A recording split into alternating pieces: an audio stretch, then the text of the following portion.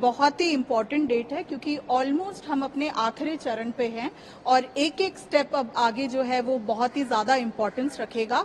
हर दिन जो है इम्पोर्टेंस रखेगा। 23 तारीख का दिन जो है वो निर्धारित किया गया है इसरो ने, जब हम सॉफ्ट लैंडिंग करेंगे चंद्रमा के साउथ पोल पे। तो जैसे आपने कहा कि प्रपल्शन मॉड्यूल से विक्रम लैंडर जो है वो अलग हो गया है। यहाँ पर हमने मॉडल के माध्यम से इसको समझाने का प्रयास किया है। ये हमारा प्रपल्शन मॉड्यूल है। प्रपल्शन मॉड्यूल जो है विक्रम लैंडर को जो है कैरी कर चंद्रमा के आखिरी कक्षा तक लेकर आया है। अब आगे का जो सफर है, आखिरी 100 किलोमीटर का कुछ दायरा है जो वो हमारा विक्रम लैंडर तय करेगा। और अब ये 5 से 6 दिन का जो समय है, इसमें अपनी स्पीड को कम करना, अपने आप को सीधा करना, क्योंकि अभी तक ये ट्रैवल कर रहा था स्पेस पे। तो अब ये जगह की पुष्टि करना कि जो जगह निर्धारित करी है इसरो ने, जो जहां पर लैंड करना है, कि वहां पर कोई लास्ट मिनट कोई प्रॉब्लम नहीं है। उन सभी बातों को, उन सभी पहलुओं को अच्छे से गौर कर 23 तारीख को 5:47 पर सॉफ्ट लैंडिंग का प्रयास होगा। मैम, ये प्रपल्शन मॉड्यूल अगले 6-7 दिन का इसका सफर कैसा रहेगा, आगे का क्या काम रहेगा? जी, ये आगे आने वाले टाइम पर भी प्रपल्शन बहुत इंपॉर्टेंस रखेगा क्योंकि एक तो ये हमारा लैंडर है, साथ ही साथ ये हमारे को इन्फॉर्मेशन जो भी हमारी विक्रम से इसरो तक पहुंचेगी उसमें हेल्प करेगा और एक तरीके का बैकअप प्रोवाइड करेगा कि लास्ट मिनट अगर कुछ प्रॉब्लम हो जाती है तो हम प्रपल्शन से संपर्क साध सकते हैं और विक्रम की कोई भी लास्ट मिनट प्रॉब्लम को जो है रेक्टिफाई कर सकते हैं। विक्रम लैंडर का क्या काम रहेगा लैंडिंग होने के बाद?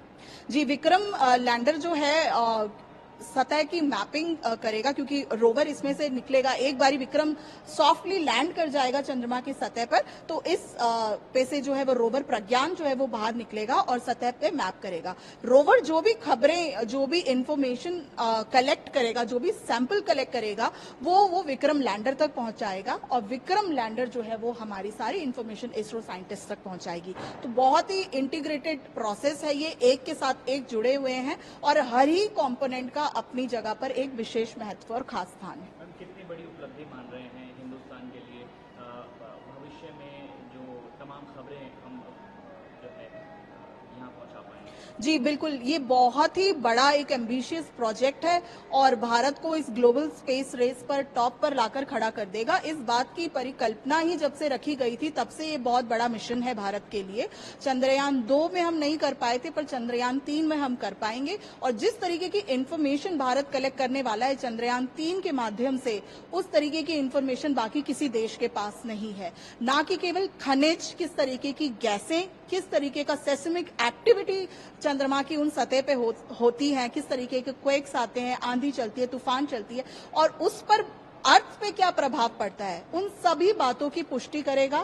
साथ ही में क्या मून इंसानी जीवन को बसाने के लिए, कॉलोनीज को बसाने के लिए हैबिटेबल बनता है या नहीं, उस बात की पुष्टि करेगा। और आने वाले समय पर जब हम किसी दूसरे प्लैनेट पे जाने का प्रयास करते हैं तो हमें एक तरीके का बेस स्टेशन प्रोवाइड करेगा। तो बहुत ही बड़ा मिशन है, साथ ही हमारे फ्यूचर के स्पेस से जुड़े सभी चुनौतियों को, सभी आने वाली अपॉर्चुनिटी को एक बहुत बड़ा स्थान देगा।